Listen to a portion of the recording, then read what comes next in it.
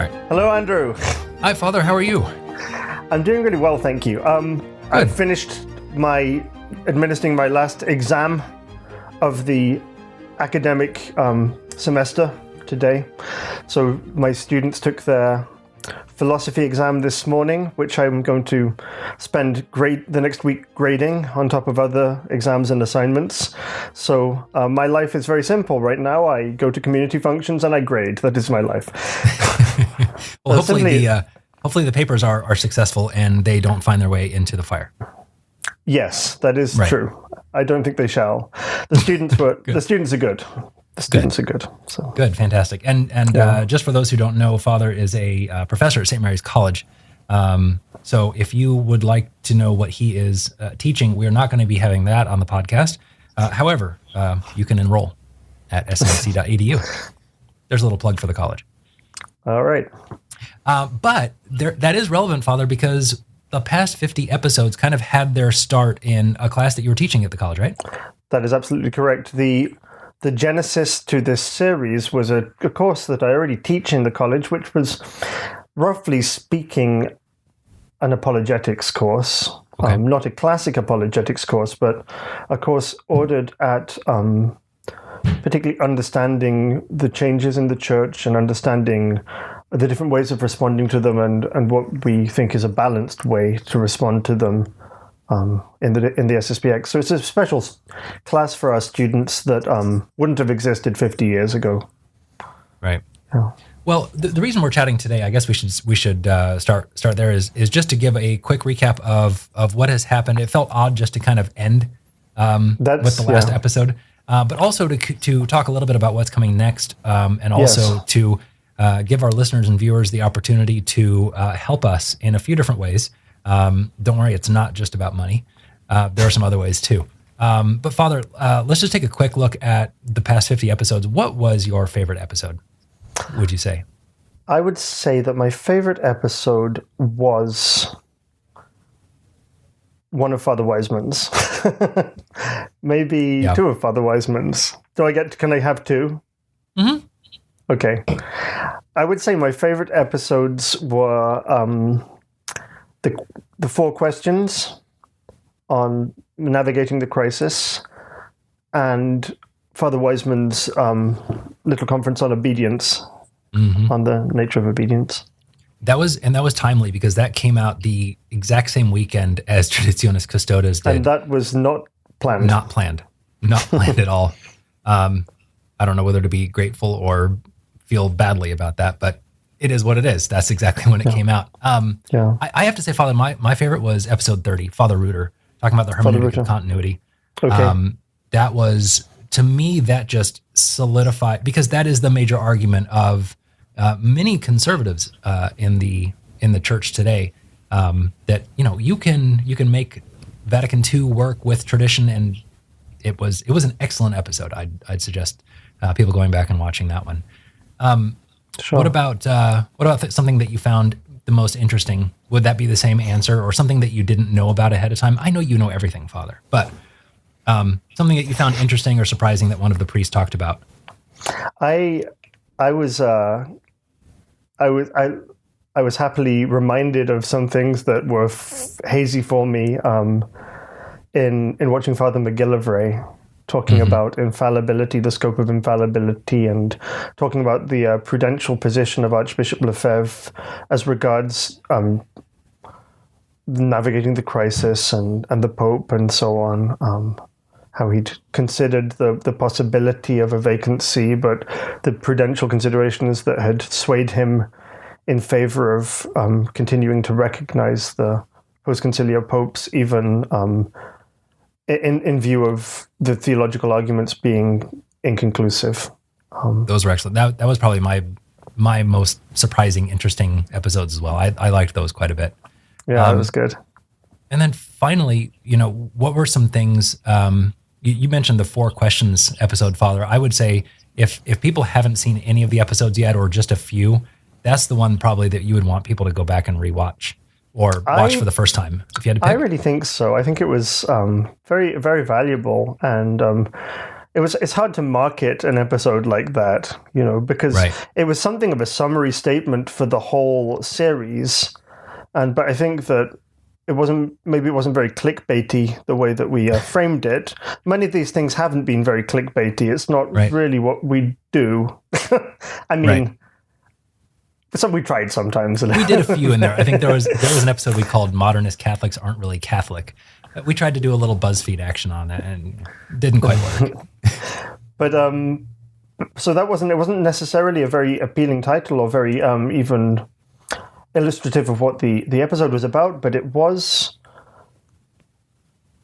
a complete summary in brief and high level of everything that we've tried to talk about, I think. Mm-hmm. So it was a very valuable thing, and Father Wiseman did a great job. In fact, if I could let you in a secret, Andrew, it's one of the things that I'm actually glad about from the point of view of my not having recorded all of these episodes myself. The other priests certainly did bring not only a fresh voice, a fresh personality, a different change of personality, change of tone, a change of pace, but more particularly, our minds work differently. Hopefully we all have working minds, but we work in different ways and communicate in different ways. Right. And Father Wiseman has a great talent, I think, of seeing things from a high perspective and giving a very clear, lucid outline, and then filling in the details from there. In fact, for both of those episodes, the obedience and the 4 questions, I had given Father Wiseman notes of my own, just so that he had something to work with. And in each case, he departed from the notes, which I'm glad of. Because my notes were, in each case, very, very detailed, very nitty-gritty, right down into all of the details, and probably far too much detail for one episode and far too much detail for ordinary people as well. For example, the 4 questions script that I gave Father was 45 pages long, and even then I wasn't happy with the level of detail and thought that more things needed to be, which is a small book, really. It's not... well, Father, you were on retreat that week, and you were going to record it, and the schedule didn't work out, so we asked Father Wiseman, and he and I were talking, and he goes, I'm not doing this. I can't do this. But it ended up working great. I mean, yours would have been just as good in a different way, but in any case. I'm glad it worked. I'm glad it happened the way it happened, because Father, I think, made some things clear, whereas I would have stood to get lost in the weeds a little bit. So that was one of the things that happened when I was helping you to look at some of the comments, some of the comments that come in, and you think, gosh, everything we say can be attacked from 15 different points of view. And it makes you very guarded about what you say. So I was trying to cover all the bases and to protect myself, to anticipate all the objections that could come in from every angle, and to try to cover everything and make it a kind of definitive, exhaustive. And Father Wiseman just like, no, I'm not doing this. This is overkill. If you try to plan on a talk or a conference or one of these episodes based on what people in the comment boxes are going to say, it's not going to happen. It's just not going to get done. Yeah. Trolls. Anyway, speaking of, I didn't say that. Speaking of some negative aspects, Father, what do you think we could have done better in this series? What do you think we've learned for the next series? I think probably the main challenge that we had at the beginning was finding the right format, the right length. Mm-hmm. And that was something that we particularly had gone back and forth about with the priests at the very beginning. I know that I had recorded some longer ones, and Father Bormo, Lord rest him, was of the opinion that and he was in charge of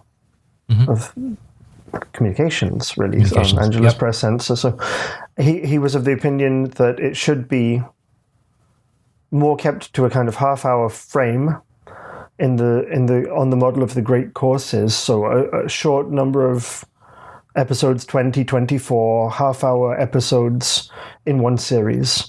And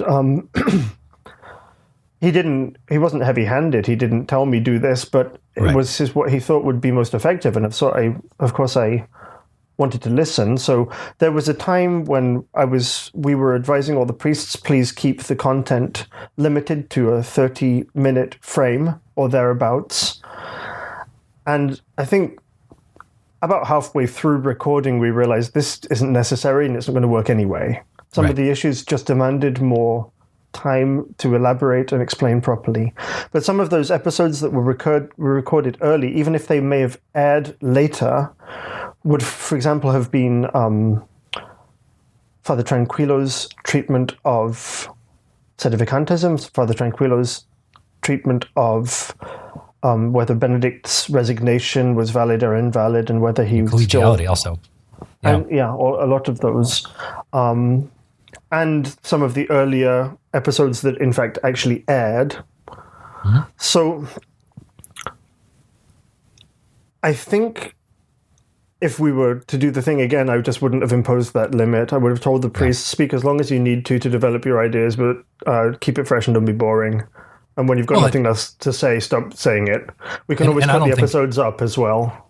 Right. And I don't think Father Borma was wrong in suggesting that, because all the knowledge that we had up to that point told us, keep it short. That's the standard.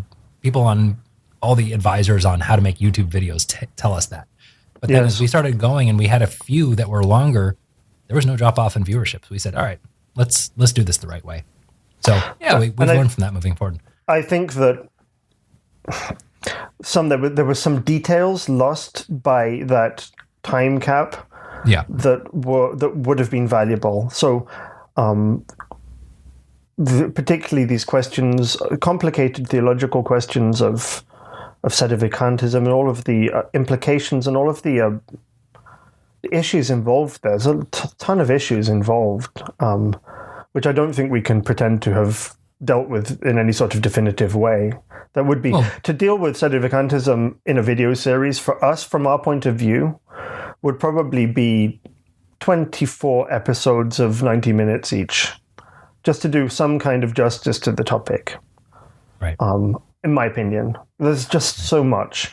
And the same with the question of the resignation of Pope Benedict. We certainly didn't meet all of the theological and canonical issues that those who are committed to this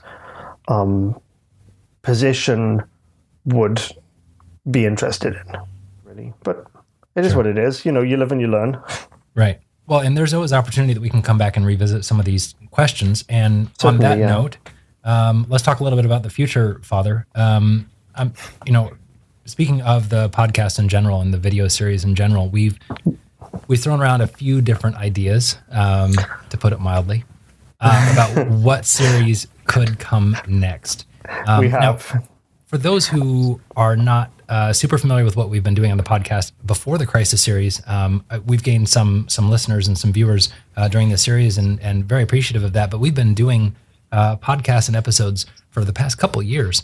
We've had this Questions with Father regular series, which is the one that I asked you to originally come on. That's how this thing happened, in fact. Yeah. That Andrew had a list of questions from viewers, and he said, Father, we've got this Questions with Father series. Would you care to answer any of these questions? And I looked at them and I said, no, not really.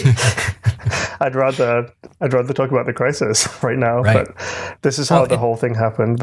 And I'd like to continue doing the Questions with Father episodes. I think they're good, and you can still ask questions on the website, sspxpodcast.com. You just go to Questions with Father. That would be great. Section. I'm sure we would get some great questions there. Absolutely. Because I've seen even some great questions coming up in the comments threads on the Crisis series. Right. If somebody had time, we could go through and find the best ones and pick those up and put them in. But right. But beyond the Questions with Father and beyond the Crisis series, which has just ended, let's talk a little bit, Father, about what is coming next for the next series. We've talked about a few different ideas. I know we talked with Father Wiseman possibly about doing a course on the Summa. What else is in the works, Father? So I have some news there on Father Wiseman. Okay. And I've been speaking to him, And he's pretty excited about the project. He's got a lot of thoughts about how to make it work. But one thing that was suggested in the course of planning was, why, rather than doing the Summa Theologica, why not try to start with and explain another work that St. Thomas famously wrote, the Summa contra Gentiles, which is his other big Summa, which is systematic series of questions aimed more at explaining the faith to non-Catholics, non-Christians. So not assuming the fact of revelation, nothing, just more starting with pure philosophy. So is it more of like an apologetical work that St. Thomas did? It's more apologetic in its focus, I would say. But it's has much more objections to each article, and discusses things in more detail that the Summa Theologica touches or assumes more. It's a great piece. It's a great, it's a wonderful monument. And as you know, less well known and less talked about, certainly today. So Father, I think, is considering that might be a better series to do, which is very exciting to me as well. Sure. Oh, that's great. Of course, as a philosophy teacher, it's something that, I have contact with, but not everybody will. So that's, for some, it will be a first introduction, and that's a great thing. That's great. That's exciting. So we have the Summa series with Father Wiseman that we're considering. We've also been talking with a couple of our priests. One smaller possible series that we've been talking about with Father McFarland, who's the vocations director, is a series just on vocations. And that might be a 6, 8, 10 episode small series or mini series, I guess you'd call it, just on vocations, going through. That would be great.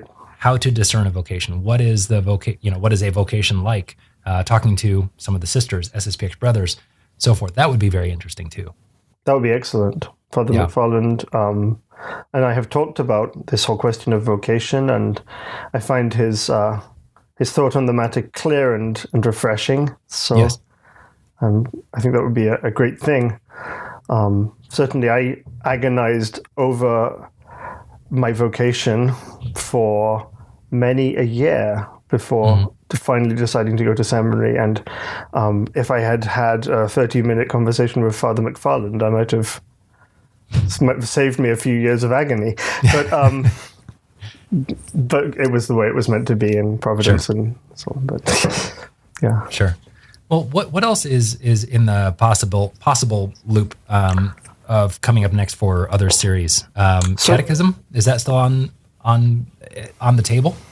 The things that we've talked about are not catechism as such, but maybe a Catholic doctrine series, so more adult, well, I guess what they would call adult formation. But an introduction, an overview, systematic overview of Catholic doctrine, and then maybe following the Catechism of the Council of Trent for a structure, but sort of diving into a few more of the details than you would get certainly in a little catechism question and answer book. That's one of the things that's been discussed. Another thought is to keep with the theme of the Crisis series, and just to go back and look at a series on the great encyclicals. So that would be equivalent to something like an Acts of the Magisterium course in one of our seminaries. So in the SSPX seminaries, we have a special course dedicated to studying the encyclicals of the popes on particularly the problems which affect the modern world. So liberalism and all of its substitutes. Right. Liberalism, modernism, Freemasonry, ecumenism, the nature of the church. Yeah. And the advantage of that is that there's a good companion book for it, the Against the Heresies of Archbishop Lefebvre, which more or less outlines the course that he taught in Econ on that very theme. And it would get people reading the encyclicals, which is a great thing. Yeah. And having priests being able to explain them. And also it could be easy enough to prepare, because I'm sure a number of our priests have taught that course in our seminaries. I know I believe Father Robinson has, and another number of other priests have well, and all of us have gone to the classes. So it would give us an opportunity to talk about our favorite encyclical, and maybe give a kind of reading guide for that. And that can't hurt us at all in the current climate, just to get our bearings and to orientate ourselves with how has the church traditionally thought, judged these things, expressed herself. So that's one thought, a kind of, I'd say, great encyclicals series. I was thinking about that because Father Pagliarani just spoke at the Angelus press conference, and he emphasized how much it had affected Archbishop Lefebvre in being able to navigate what happened in the 50s and the 60s and later. That in his seminary in Rome, he had studied the anti-modernist encyclicals, the anti-liberal teaching of the church traditionally, and so he had a very clear grounding in the traditional mind of the church on these matters, which had been for him principles to live by and to judge the changes in the church by. So I think that would be a possibility, but maybe people would want to change from all of this controversy and speaking about the crisis in the church. It does seem like it could be a bit much to go straight into Crisis in the Church season 2. Maybe there's maybe there's a break that we need, because at the end of the day, it's not the only reality. So maybe in a certain way, it would be more healthy and more wholesome just to come back to the uncontroversial main Catholic doctrines and make sure that we're nourishing our souls with the perennial truths of the faith, which would be true in or out of a crisis. Right. Other suggestions that we have thrown around, now remind me, Andrew, I know we talked about doing some kind of emotional health, Catholics and emotional mental health, navigating questions of depression and addictions and therapy and how that all plays in. And I wonder if that, we don't necessarily have a book to follow there, so we would be developing something highly nuanced and quite involved. I don't think that's something to rush into. It's something I would be very interested to see in the end, because there is a lot of interplay between our emotional and mental health and our practice of the faith, and sometimes our practice of the faith can be negatively impacted by the things that we've gone through and the things that are still affecting us at those levels. 100%. And so to sort it all out, and how am I meant to deal with this, and do I just pray more, and what if I pray more and I still want to die? All of these sorts of questions. Well, right, and just the basic questions of, doing therapy as a Catholic, can you go to a mental health professional? These types of questions. We've had a couple of those questions already on the Questions with Father episodes a couple years ago.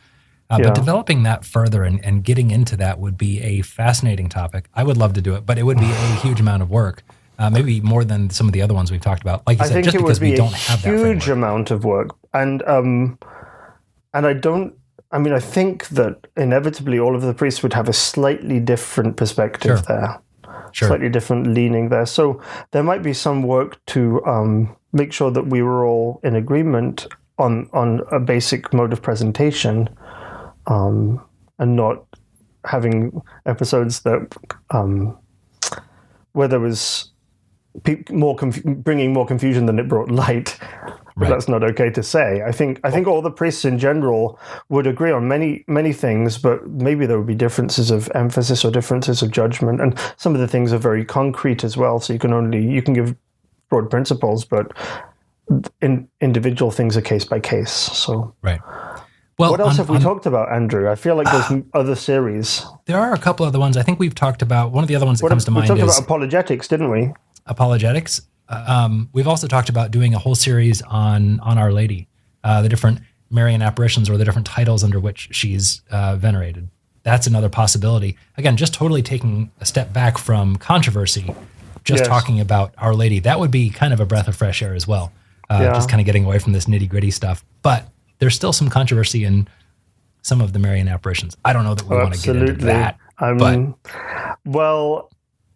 Again, that's just going to be questions of opinion, mostly because some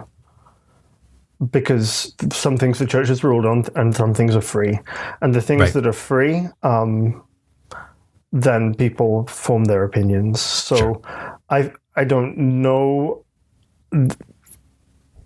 I don't know how useful that would be, because it seems to me that in matters that are free, we could be needlessly antagonistic to people who have a difference of opinion, which is only an opinion. Sure.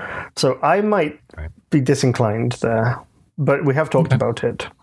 I mean, certainly to explain the titles of Our Lady in the Litany of Loreto and their historical perspective or something, that would be something fascinating.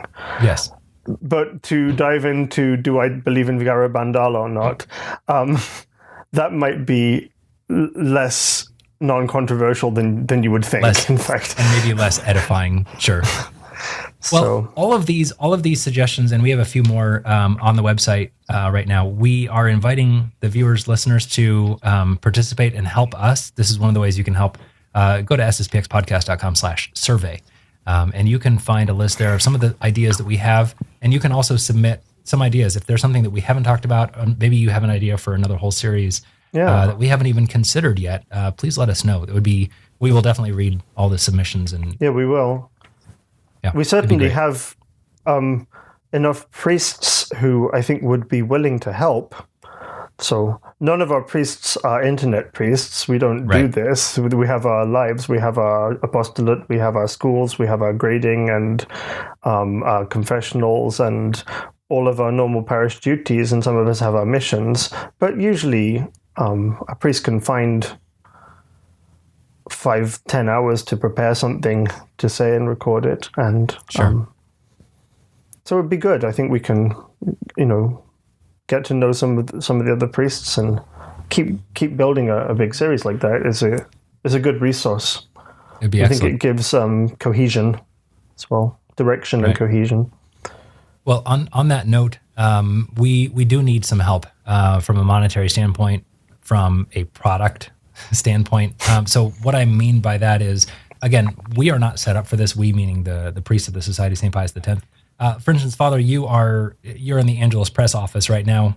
You don't have a recording studio in your office. You don't have the equipment for it. So what we'd like to do is set up some sort of kind of traveling little recording studio that we can send along to the priests. And we need your monetary support for that, just to be blunt.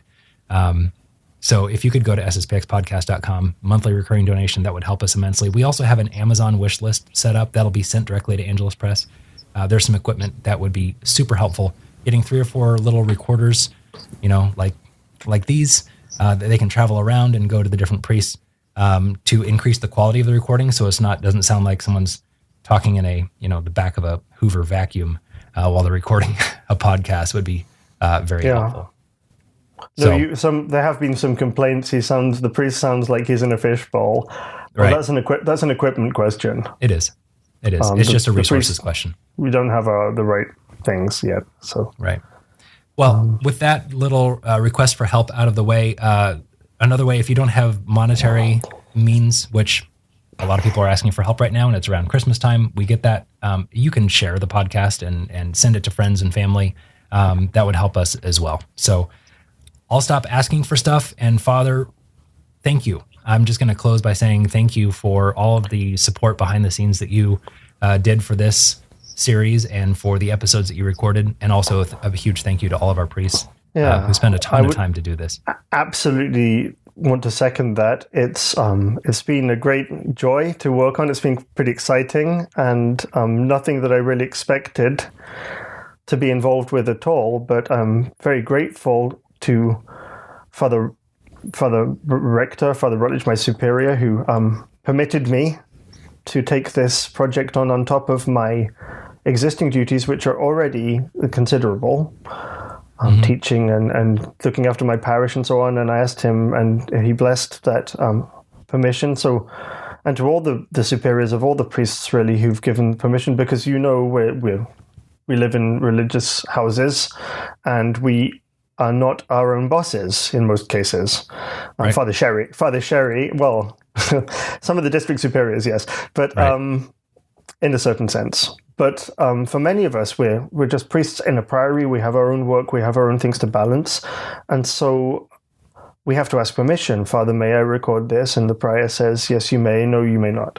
And so the priors have been very supportive and very generous with those permissions, and I'm grateful for that. And I'm grateful to all of the fathers who have worked on this and edified and enlightened us by their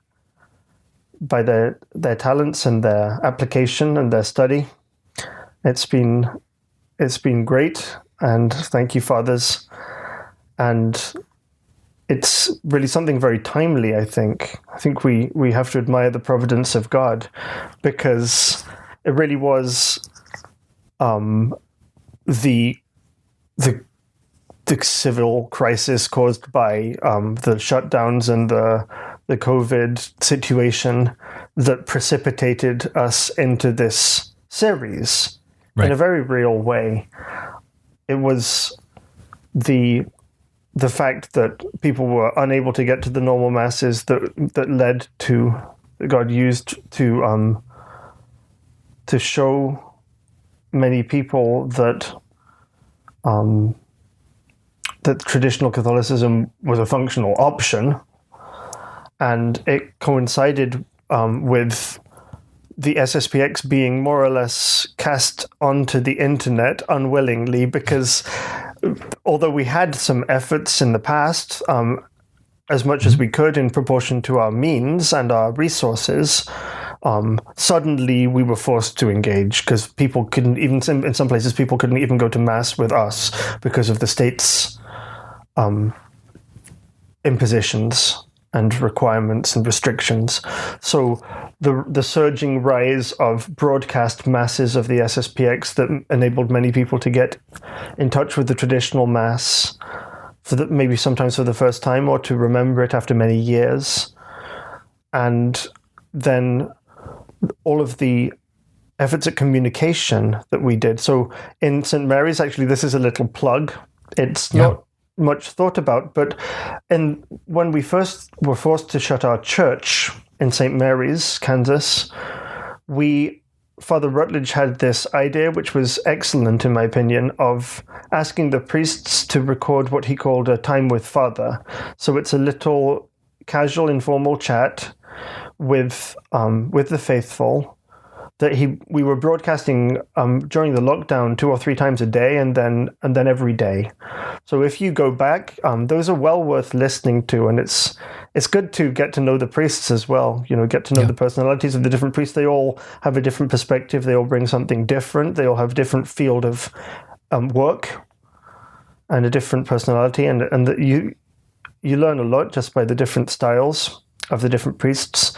That Time with Father series, we recorded many episodes until the things eased up, and they can be revisited. If you're feeling a void in your life from the end of this series, you're very welcome to go back and revisit those things. I think Andrew will be able to put the link there.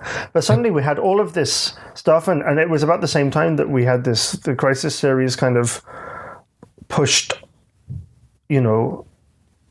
as an idea, and I think it's all very, very providential. We see how God uses even these trials and frustrating realities in the world to serve His, to give us graces and to give us light and to help us. So it's admirable for me, and wonderful. So I'm grateful that there's many people, thanks be to God, who have found this to be helpful and to help them get their bearings, and that's great. So God bless you all. Thank you for listening and for supporting us, and please do pray for all of us. Pray for the priests. Know that we pray for you. All right. Father, thanks so much. Look forward to seeing you again. All right. God bless you. Bye now. You too.